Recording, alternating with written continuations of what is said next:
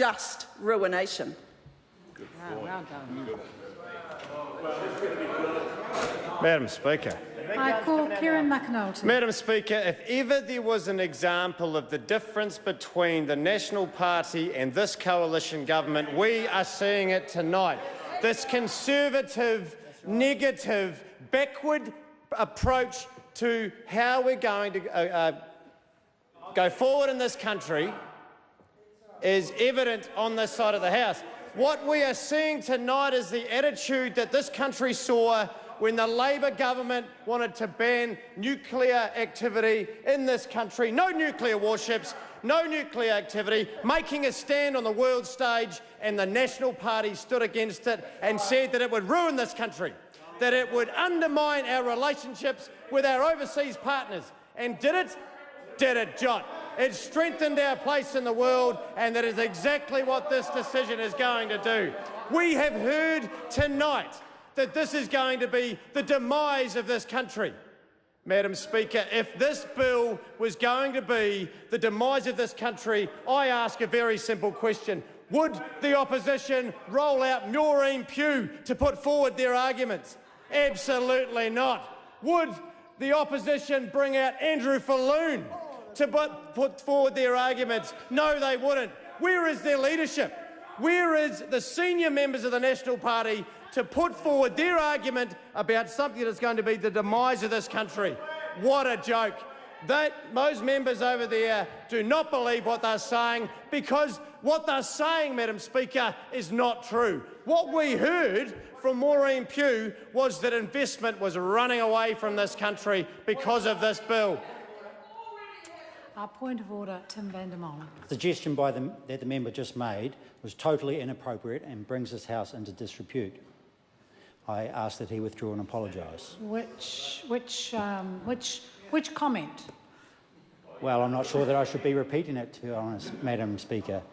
But the comment that the speeches made by this side of the House— they're not telling the truth? —were untrue. I beg your pardon. You're quite right. I will ask the member to stand, withdraw and apologise.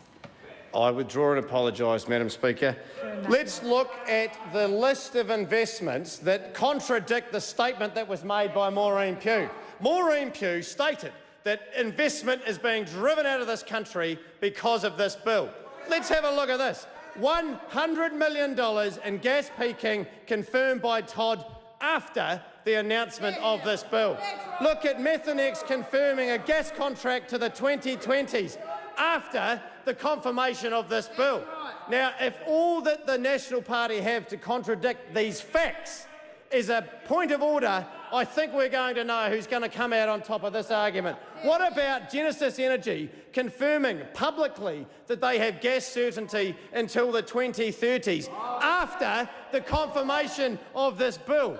Just last week, there was new exploration activity in Taranaki, and this is supposed to be the region, Madam Speaker, that will be absolutely distraught and decimated as a result of this bill. What this bill says to the world is that New Zealand is serious to living up to the commitments that the previous government signed us up to, that the Labor Party, the Green Party and the New Zealand First parties actually take those commitments seriously.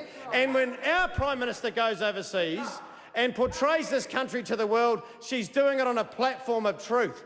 I remember John Key, the previous Prime Minister, going over to the UK and portraying New Zealand as 100% pure. He took on a commitment with the BBC on hard talk, and he was absolutely humiliated, and so was the country as a result, because at no point could he provide any example and any evidence that this country is living up to our commitments in terms of climate change and living up to our 100% pure image. This bill is going a long way for us to live up to that commitment, Madam Speaker. This will help rural New Zealand. It will help our primary industries to live up to the image that we portray to the world. If the National Party think that the future of this country is to try and produce more agricultural products when every other country is trying to catch up, instead of actually getting value-add and high-end products to the most discerning in the world, But if we produce those products, Madam Speaker, and we don't live up to our 100% brand, no one's going to buy them, and it's the National Party that will then blame themselves for not supporting what we have to do to actually take a leading role in climate change in this world. I have absolutely no hesitation, and I'm very proud, Madam Speaker, to commend this bill to the House. The question is that the motion be agreed to.